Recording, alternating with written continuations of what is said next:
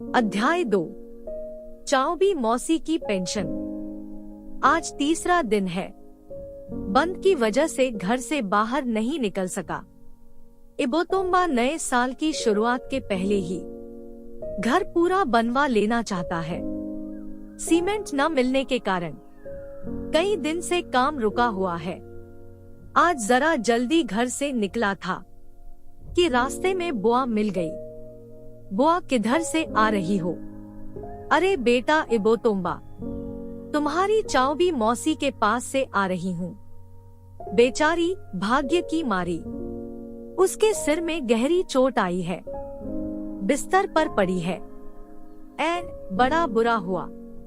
चोट कैसे लगी? बेचारी रोजाना की कमाई से पेट भरती है। बंद के दिन भी बगीचे से हरी सब्जियां तोड़कर सड़क के किनारे बैठी थी कि किसी ने पत्थर चला दिया, जिससे उसका सिर फूट गया। चाओबी को काफी गहरी चोट आई है। कहीं किसी दिन गहरी चोट लग गई तो हाथ मलते रह जाना होगा। जाओ तुम भी देख आओ। साइकिल घुमाकर मैं चाओबी मौसी के घर की ओर चल पड़ा। साइकिल चलाते हुए मुझे गुलाब मौसा याद आने लगे। वे बोर साहब के माली थे। साहब जब मणिपुर छोड़कर जाने लगे तो उन्हें असम राइफल्स का माली बना गए। वे जब भी मिलते आप बीती सुनाते। इबोतोम्बा साहब, लोगों से बहुत कुछ सीखने को मिला।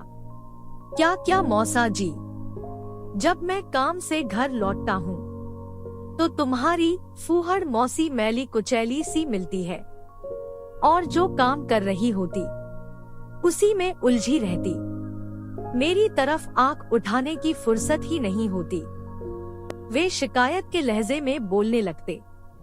जब साहब लोग घर लौटते हैं तो मेम साहब बनाव श्रृंगार किए सजी सवरी उनकी आगमनी करती है। कहीं बच्चा परेशान न करे, उसे पहले ही आया के साथ बाहर भेज देती है। खा पीकर तरोताजा होकर बच्चे को लेकर शाम के समय घूमने निकलते हैं।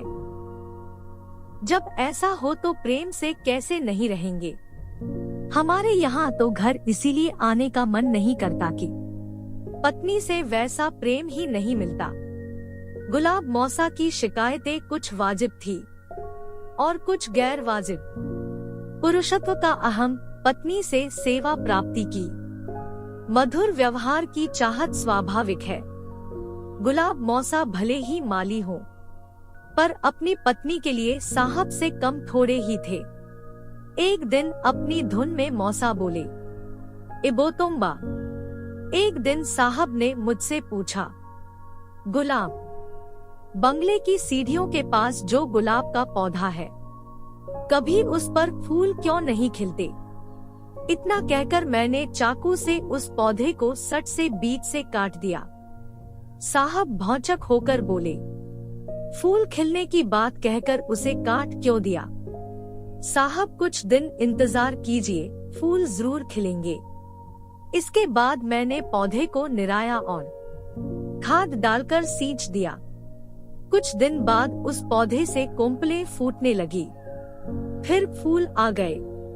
साहब ने देखा तो मेरी तारीफों के पुल बांध दिए। एक दिन वे बड़े खिन्न स्वर से बोले, इबोतोम्बा, मैं बहुत ही नासमझ और बेवकूफ हूँ। साहब मुझे बहुत प्यार करते थे। जब वे जाने लगे तो मुझसे पूछा, गुलाब तुम्हें कुछ चाहिए तो बोलो। मैंने कहा, एक दुकान खोल सकूं, जमीन का इतना सा टुकड़ा दिला दीजिए।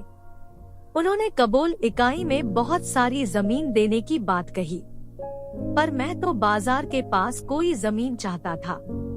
साहब लोग बुद्धिमान होते हैं, उन्हें अंदाजा था वो जमीन 10-20 साल बाद दुकान के लिए उम्दा जगह साबित होगी। आज वहाँ स्कूल, कॉलेज, तेल कंपनी, बड़ी बड़ी दुकानें, बहुत कुछ बन गया। उनका कहना मान लिया होता तो आज इतनी तंगी में क्यों जीता। और भी अनेक बातें उन्होंने सुनाई थी। मैं चाओबी मौसी के यहाँ पहुँचा। मुझे देखते ही पुलकित हो उठी, अपना दर्द भूल गई, बोली, इबोतोम्बा, बहुत अच्छा हुआ तुम आ गए। मैं कई दिनों से तुम्हें कुछ काम सौंपना चाहती थी, कहकर मुड़ी और अपने बिस्तर के नीचे, गद्दे के नीचे टटोलने लगी। कपड़े में लिपटा कागजों का पुलिंदा निकाला। दर्द में भी उठकर कपड़े की गांठ खोली। कुछ पुराने कागज निकाले, गोल मटोल कागज जिन पर अंगूठा लगा हुआ था। मुझे देते हुए कहने लगी, देखो बेटा, ये तुम्हारे मौसा की नौकरी के प्रमाण है। मौसा को मरे एक अरसा हो गया। पेंशन मिलने से पहले ही वे भगवान को प्यारे हो गए। अब उनकी पत्नी को उनकी पेंशन मिलनी चाहिए। मौसी, इतने दिनों से मुझे तो पेंशन की बाबत पता ही नहीं था। बेटा, इसके लिए खास लोगों से सिफारिश करनी होती है, इसलिए सनातोम्बा भाग दौड़ कर रहा था। थोड़ा थोड़ा करके काफी खर्च भी हो चुका है। कागजात तैयार कराने में काफी दिन भी लग गए। जमाना जानता है कि तुम्हारे मौसा मर चुके हैं, पर यहाँ मरने के भी सर्टिफिकेट की जरूरत आ पड़ी। हाँ मौसी, यह तो सही बात है। तुम्हारे मौसा के साथ शादी के बाद मैं 50 साल से भी ज्यादा रही, सबको पता है। तब भी मुझे इस बात का सबूत देने के लिए कहा गया है कि मैं तुम्हारे मौसा की पत्नी हूँ। मौसी, पेंशन के लिए यही नियम है। वह थकावट के कारण हांफने लगी थी, पर आगे बताने लगी। एक दिन सनातोम्बा एक आदमी को लेकर आया था।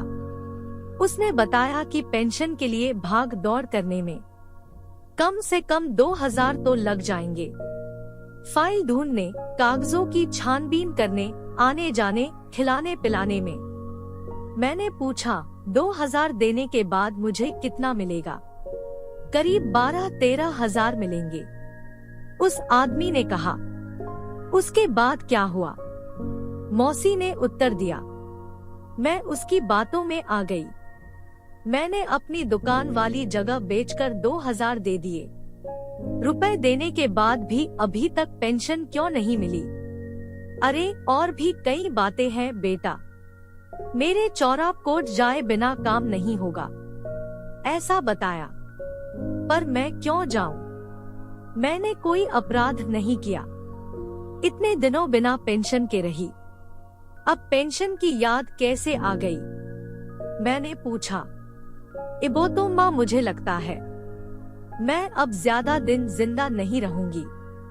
लड़ाई के दिनों में बचाव के लिए भटकते हुए जब हम दाखलवाए गांव पहुँचे तो तुम्हारी बड़ी बहन इबेम्चा ने वहीं शादी कर ली। तुम्हारे मौसा नाराज हो गए और उससे अपना संबंध तोड़ लिया।